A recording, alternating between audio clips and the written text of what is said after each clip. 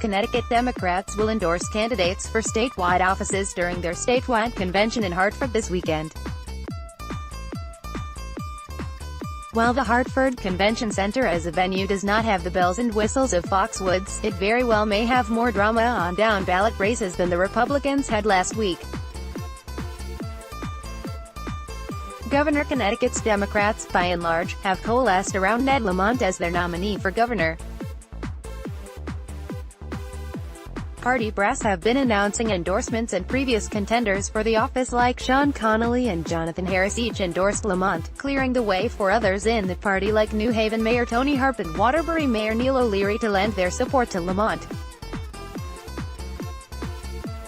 Bridgeport Mayor Joe Ganim is the person to watch during the convention. Ganim, in his second stint running Connecticut's largest city, is pursuing a spot on the ballot through collecting signatures. However, the possibility remains that Ganim could receive 15% of delegates he needs to achieve a spot on the ballot, which would make his life a lot easier. Ganim's second chance candidacy, as he's called it, has resonated with many in Connecticut cities, with delegates willing to look past his criminal actions that led to him spending more than 6 years in federal prison. Lieutenant Governor: before Tuesday of this week, Connecticut Democrats did not have a single candidate filed to run for the number 2 position in state government.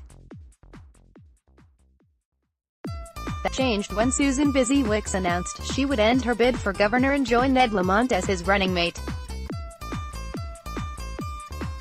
The running mate terminology is almost pointless, considering in the primary the office of lieutenant governor is a separate ballot line altogether. That means the office could still be up to the voters. That brings us to one of the surprises of the early campaign season, with Eva Bermudez Zimmerman announcing her candidacy. The Busy Wicks announcement angered many of the diverse voices in the party, like the NAACP in Connecticut and State Senator Gary Winfield, who himself considered a run. Enter Eva. She's young, only 30 years old, but says she has experience as a member of the Legislative Council in Newtown where she lives, and as a union organizer and negotiator gives her the experience to be lieutenant governor. State Representative Charlie Stallworth is also looking to make it onto the August primary ballot. He represents Bridgeport in the General Assembly as a Democrat and has aligned with Guy Smith, considered a long-shot candidate for governor. It's looking like Busy Wicks and Bermudez Zimmerman will secure delegates. It's a question of who'll be the party's preferred candidate. Attorney General's shoes that need to be filled by Connecticut's next Attorney General are large. George Jepson is leaving the office, after a career in public service in the General Assembly and then in the position of Connecticut's top law enforcement official. Those vying to replace him all would bring very similar priorities to the position. There is very little daylight between each of the candidates, despite what they may claim. Rep. William Tong from Stamford is the most recent chairman of the General Assembly's Judiciary Committee on the House side. This could be his best attempt at statewide office coming from Stamford, and he would be Connecticut's first ever Asian American endorsed candidate for any statewide office. Sen. Paul Doyle from Wethersfield is the Senate chairman of the Judiciary Committee and has spent much of his professional career in public office and as a practicing attorney. He's spoken the most about the crumbling foundations crisis in Connecticut. Chris Matei is a Windsor native and former federal prosecutor who sent former Governor John Rowland to prison for the second time.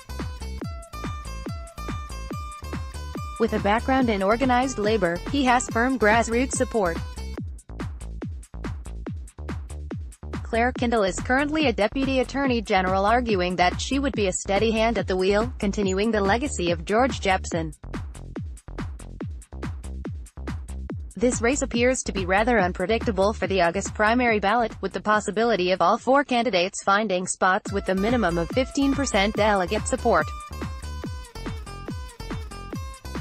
Treasurer. The office of treasurer isn't the most politically consequential or divisive as other offices, but Democrats can send a statement with their nominee.